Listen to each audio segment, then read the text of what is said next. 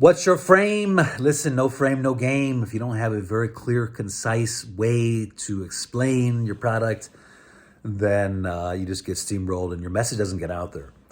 One of the frames that I have is when I talk to a person that's looking to acquire a domain name from us, and I say, listen, there's three conversations. What do you want to pay? What is the value to your organization? And what do they want to sell it for? Now, these are three separate conversations.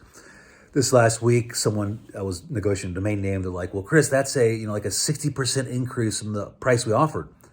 And I was like, doesn't matter. Listen, I literally tell them this. I'm like, listen, you're stuck on question number one or conversation number one. What do you want to pay?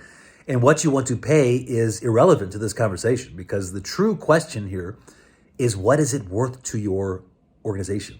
What is it worth to your brand? Now, remember, my thesis is your brand equals your domain name equals your domain equity. And so what you want to pay, and if it's like, let's say it's 2,000% higher, doesn't matter to this conversation because you have not looked at and explored this question of what is it worth to you. And so I kind of came back to that part of the frame, right? The second part. I said, what analysis have you done? Like, how are you looking at this? Are you looking at this in the increase in conversions that you're going to receive because you own this domain name?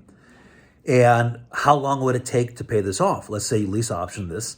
How many would you have to get a month in conversions to justify this purchase? And he's like, it's complicated. And I said, no, it's not complicated. Like, what are you doing today? What would you have to see?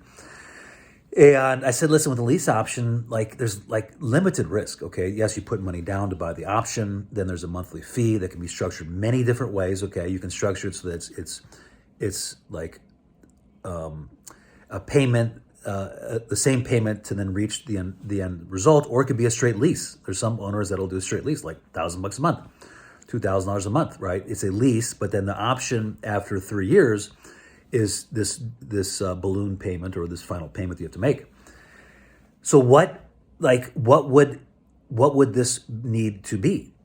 Or what would it be, right? 3%, 2%, 5%, 10%, 20%. Like, I don't know your business, but this is something you have to look at, okay? You have to look at this as the cost of an employee, a salesperson. How do you justify an employee? What benefit and value do they have to bring to your organization? These are real questions that get down to the strategy of buying a domain name, right? I say it's not vanity, it's strategy.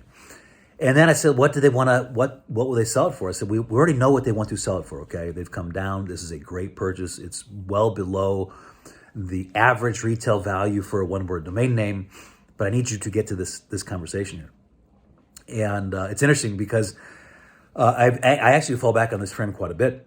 And it helps, I think it helps buyers to see and get past this general thought of, hey, well, I only want to pay this.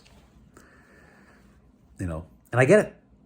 I look at houses and it's like, hey, I only want to pay $1,000 to rent my office. And they're like, Chris, doesn't matter. It's $1,200 a month. Like, I get it. You want to pay $1,000, but it ain't happening, right? I mean, so often everywhere else in our life, we see this. Now, I think the difficulty here is that there are options. You can choose a horrible domain name. You can choose a new extension, a new TLD, right? You can add a hyphen. You can add 10 words in front of it. But in essence, it has an impact, okay? I tell my children, actions have produced a result. So, I mean, whether you want to believe it or not, it's going to produce a result. Same thing with domain names. Is whatever domain you choose is going to have an impact on your business. If you don't own the raw version, it's going to have an impact. Now, not every buyer type needs to own a $1 million domain name, 200,000, 500,000, let's say even a, high five-figure domain name. Like, if you're a solo entrepreneur, you may not need it. If you are a local business, you may not need it, right? But as you go up, as you get to the legacy, as you get up to the regional companies, as you get up to the viable and scalable companies and the hybrid entrepreneur, you need to scale. You need to have things working because there's usually some kind of end result here, okay? Maybe it's more funding. Maybe it's to sell the company off. And so you can't you can't afford to have this in the word here, but you can't afford to have things holding you back. Okay, this resistance to your ability to scale because your domain name has an impact. Anyways, long here. If you haven't downloaded my book, download my book, domainnamebrokersecrets.com. It's like 8 years, 10 years of my knowledge and domain names captured into a lot of frames. If you're a domain investor and you haven't done that, like, you're missing out. Okay, it's free. Shouldn't have done it, but I did do it to help you out here. If you're a brand looking to acquire a domain name, reach out to us. That's our specialty. If you're looking to sell a great domain, reach out to us. Love to help you. Mediaoptions.com.